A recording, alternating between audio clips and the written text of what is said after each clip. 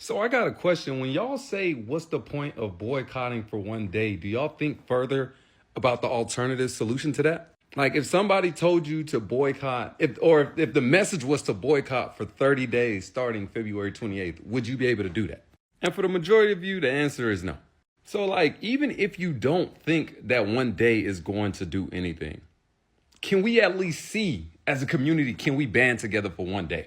That's why a lot of y'all can't stop bad habits. I haven't seen this posted much here, but today, February 28th, is an economic blackout. There's a call to protest companies such as Amazon, Target, so on and so forth, major corporations that are not only rolling back DEI, but destroying the environment.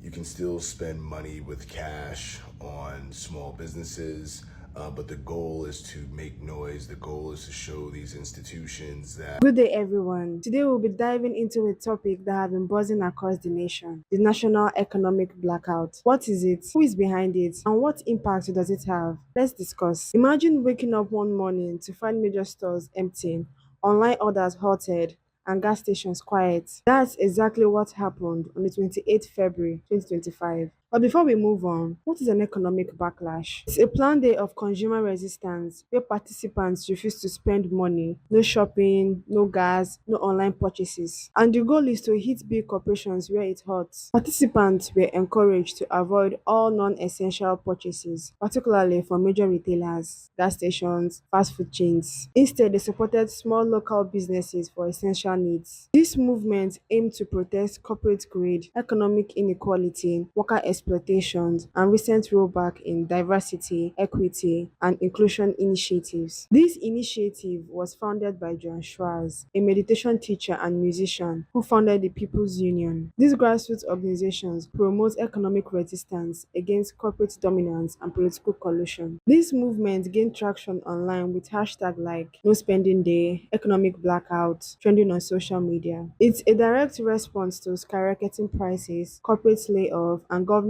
policies that many feel favor the wealthy. These issues have fueled public frustrations. People are saying, if corporations doesn't respect workers and consumers, why should we then keep feeding them our money? Let's watch this video. Today is the day where the people take their power back. Today is the day where we have our first of what I hope will be many economic blackouts, where we refuse to support corporations, big box stores, or anything that puts our money into the pockets of billionaire CEOs. So, buy nothing today. This is a consumer boycott. We are going to take our power back.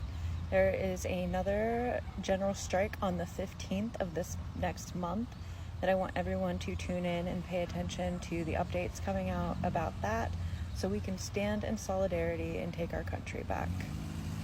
So, take care of yourselves. If you need to go out, spend money today, please only do so if you're supporting small mom and pop businesses. It would be even better if those businesses are owned by immigrants. They need our support right now. Who absolutely does not need our support are the big box stores and CEOs. So perhaps take this as the beginning of a movement and pay attention to what kind of businesses you are supporting in the long run and make this a more permanent change for the well-being of everyone.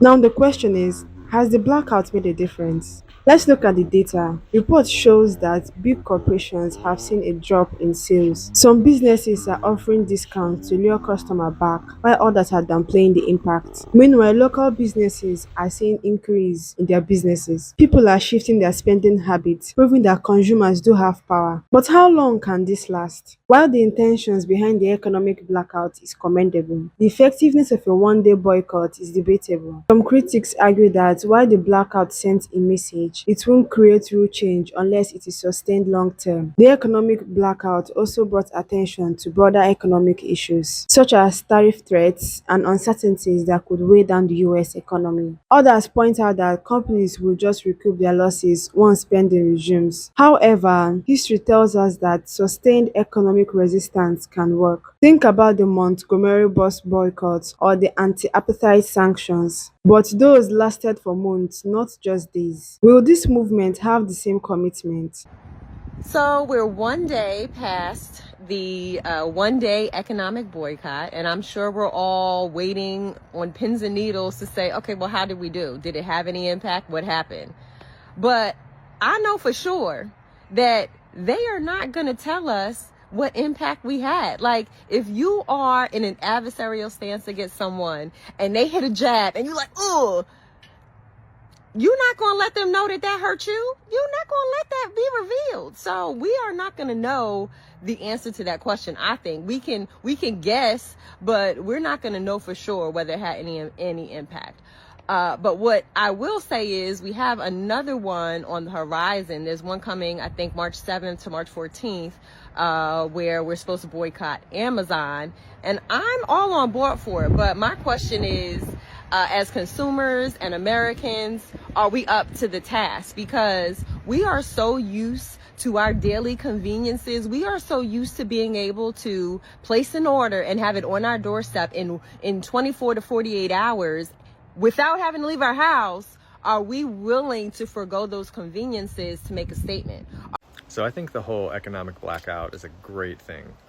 I don't think it's going to necessarily hurt the bottom line when it comes to the companies, but I think what it's doing is it's like kind of bringing more awareness to our consuming habits. It's kind of like fasting. Like when you don't eat food for a day, you realize how much of the food that you're eating is coming from an emotional need that's being unmet.